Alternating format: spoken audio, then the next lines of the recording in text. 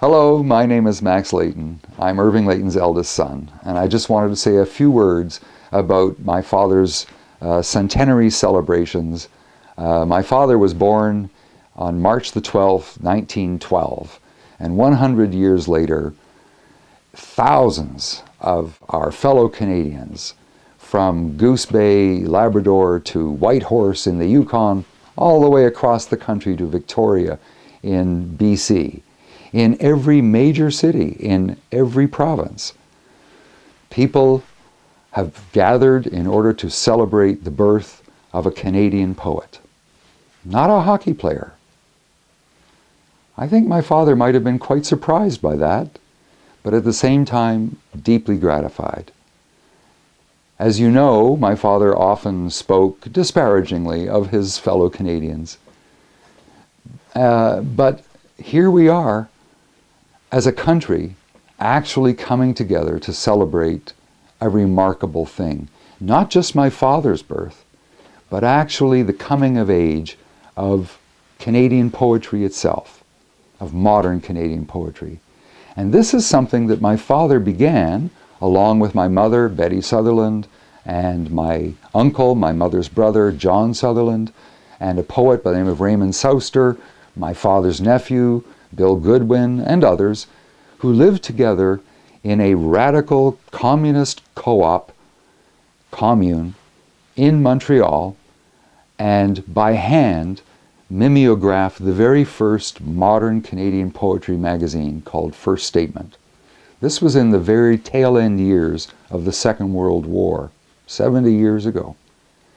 What began then as a handful of radicals has grown to be a nationwide love affair with poetry and with the kind of direct, honest, meaty language which modern Canadian poetry is able to use, and which was utterly unheard of and unthinkable in the more genteel 30s and 40s and 50s in this country. That revolution in thinking and culture is something that my father certainly helped to begin, and he would be so happy now to see so many people across the country gathering to celebrate his birth. As you may not know, when my father died, in his will, he expressly stated that he did not want to be buried and did not want a marker, a tombstone, a headstone of any kind. He wanted to be remembered for his personality and his spirit. His monument is this book, A Wild Peculiar Joy. This is his legacy. It is his word, which is his legacy. And I have chosen a poem from this book, which is a little off the beaten track. The White Mouse. I do not know what Chinese dragons eat, but Vipera russelli in cages must be fed.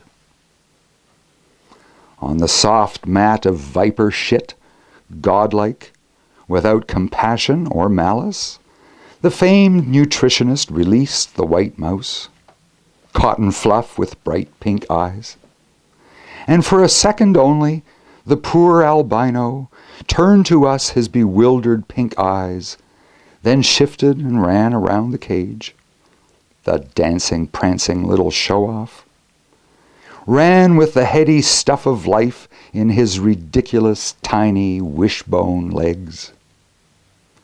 At times raising himself against the glass cage, standing there, white like a splayed bat, then fluttering off into the flecked shadows, a piece of cambric in a sudden lift of air.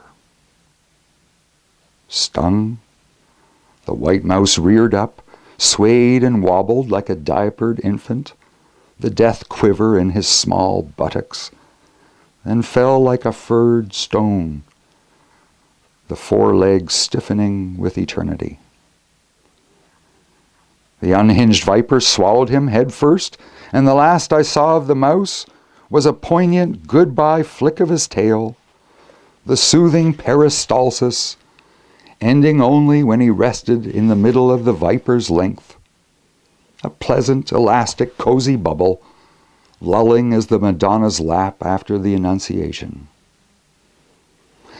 And I broke into laughter for this absurdity, and for the mouse's juices soon to begin running the length and roundness of the viper, for the flesh and fragile bones commencing their inevitable transformative cellular dance. I laughed as might any well-disciplined Zarathustrian in this godless epoch. But that evening, after I'd sown grass seed in the round, bald spot of my lawn, neatly circular as Caesar's empty pate, restored the earth and watered it carefully, suddenly, when I was resting on the doorstep, I felt a tremor in my head and frame, as if a whole world had moved inside me.